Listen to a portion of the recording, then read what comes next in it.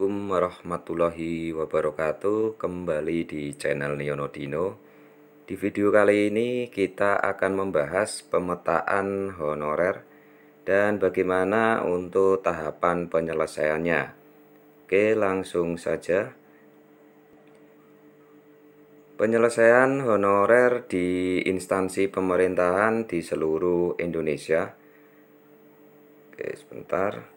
Untuk surat edaran Menpan RB sudah disampaikan, di mana di surat edaran Menpan RB ini tentang pendataan tenaga non-ASN di lingkungan instansi pemerintah sebagai tindak lanjut dari pemberlakuan peraturan pemerintah nomor 49 tahun 2018 tentang manajemen P3K yang mewajibkan status kepegawaian di lingkungan instansi pemerintah terdiri dari dua jenis kepegawaian, yaitu PNS atau P3K sampai tanggal 28 November 2023. Sebenarnya kami sudah membahas untuk surat edaran Menpan RB.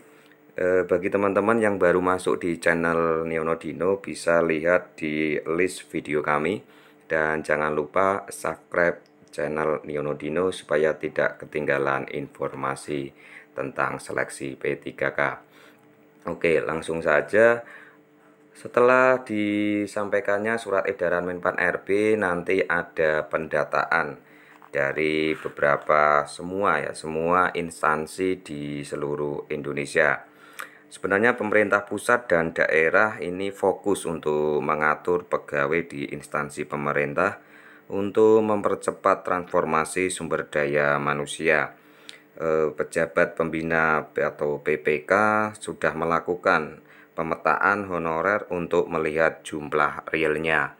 Oke, setelah surat edaran menteri nanti ada pendataan. Setelah didata dan kelihatan atau sudah tahu untuk jumlah real semua honorer di setiap instansi di seluruh Indonesia, nanti masuk ke kategori honorer, di mana honorer yang bisa masuk atau bisa mengikuti seleksi ASN baik P3K maupun CPNS, ataupun honorer yang tidak bisa mengikuti seleksi P3K maupun CPNS. Setelah bisa dikategorikan untuk honorernya, masuk ke mekanisme pengangkatan honorer. Nantinya ada juknis yang mengatur untuk mekanisme pengangkatan honorer untuk seleksinya. Setelah diadakan seleksi dari mekanisme pengangkatan honorer, nanti honorer yang sudah lolos untuk seleksi bisa diangkat ASN baik P3K maupun CPNS-nya, dan otomatis mendapatkan surat keputusan atau SK dan sudah diakui sebagai pegawai di instansi pemerintahan. Dan bagi rekan-rekan honorer yang memang tidak bisa karena syaratnya memang tidak terpenuhi, nantinya pemerintah akan memasukkan ke pegawai jenis outsourcing. Seperti itu mungkin mekanisme untuk penyelesaian honorer. Dan di tahun 2022 ini masih masuk di tahap pendataan.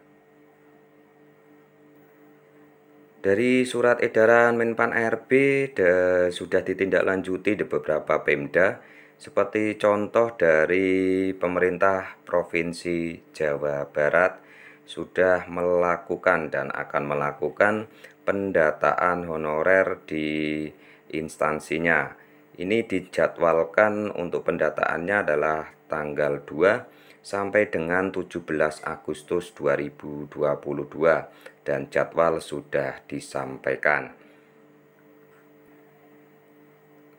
Seperti yang saya sampaikan di awal bahwa setelah didata dan masuk ke mekanisme pendataan dan mekanisme seleksi P3K maupun CPNS, ada beberapa honorer yang memang tidak masuk atau tidak memenuhi syarat untuk diangkat menjadi CPNS maupun P3K. nantinya honorer tersebut akan masuk ke skema alih daya atau outsourcing. Menurut Mahfud, selain skema PNS maupun P3K, tenaga non-ASN juga bisa diatur melalui skema alih daya atau outsourcing oleh pihak ketiga bagi yang kualifikasi tidak memenuhi syarat. Pegawai yang bisa masuk dalam tenaga alih daya ini diantaranya adalah pengemudi, tenaga kebersihan, dan satuan pengamanan. Skema ini dibuat untuk memberikan kepastian hukum, status kepegawaian, serta kepastian penghasilan.